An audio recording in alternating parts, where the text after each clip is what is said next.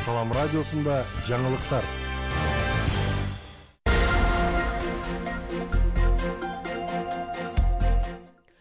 Саламатсыздар угарман, жана YouTube каналыбыздын көрүүчүсү, кезекте жаңылыктардын чыгарылышы, аны менен мен Сезиман Жураева тааныштырам.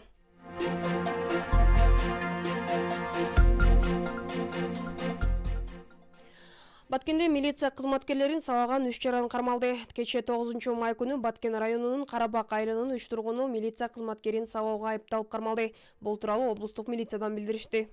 Милициянын маалыматына караганда, кармалган жарандар Карабак аймактык милиция бөлүмчөсүнүн жана УКМКнын кызматкерлерине УКМКнын Баткен облусундагы башкармалыгынын тергөө бөлүмү тарабынан козголгон кылмыш иш боюнча тинтүү иштерине тоскоолдук көрсөткөн. Ошондой эле маалыматта алар аткезчиликке шектелген жүктөрдү жашыруу максаттарында зордук зомбулук жасашып, натыйжада милициянын 2 кызматкеринин денелерине бир нече жолу кол көтөрүшүп, уруп салышканы айтылат. Жаракат алган милиция кызматкерлери Баткен облустук биргелешкен ооруканасынын сыныктар бөлүмүнө жаткырылган. Аталган факт боюнча кылмыш жаза кодексинин бийлик өкүлүн коркутуу же ага карата зомбулук беренеси менен кылмыш иши козголду. Учурда тергөө иштери жүрүп жатат.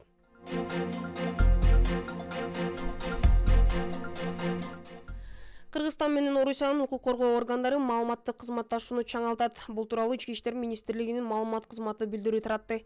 Маалыматка караганда, кече 9 май күнү ички иштер органдарынын ишмердүүлүгүнө кирген маселелер боюнча электрондук түрдө маалыматтык өз ара аракеттенүү жана маалымат алмашуу жөнүндө макулдашууга Ички иштер министри Улан Ниязбековдун жана орусиялык кесиптеши Колокольцев кол коюшту.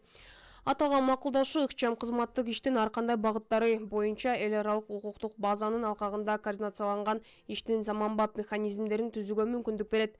Ошондой эле Колокольцев кадрларды даярдоо жаатында, анын ичинде киберкылмыштуулукка каршы күрөшүү багытында мындан аркы көмөк көрсөтүүгө даяр экендигин билдирди. Орусиянын 2 шаарында Кыргызстандын башкы консулдугу ачылат. Орусиянын Санкт-Петербург жана Казань шаарларында Кыргызстандын жаңы башкы консулдуктарын ачуу тууралуу буйрукка президент Садыр Жапаров кол койду. Бул тууралуу мамлекеттик башчынын маалыматтык саясат бөлүмү кабарлады. Маалыматка ылайык, бул 2 шаардагы башкы консулдуктар Кыргызстандын жарандары Орусияда мыйзамдуу жана ыңгайлуу жүрүүсүндө көмөк көрсөтүү максатында ачылууда. Кыргызстандын 1 миллиондон ашуун жараны Орусияда эмгек миграциясында экени айтылып келет. Кыргызстандын Орусиядагы элчилигинен тышкары Москва, Екатеринбург шаарларында башкы консулдуктары бар. Новосибирск шаарында вице-консулдук иштейт.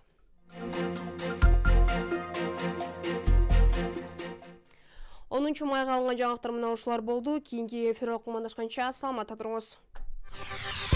Салам радиосында жаңылыктар.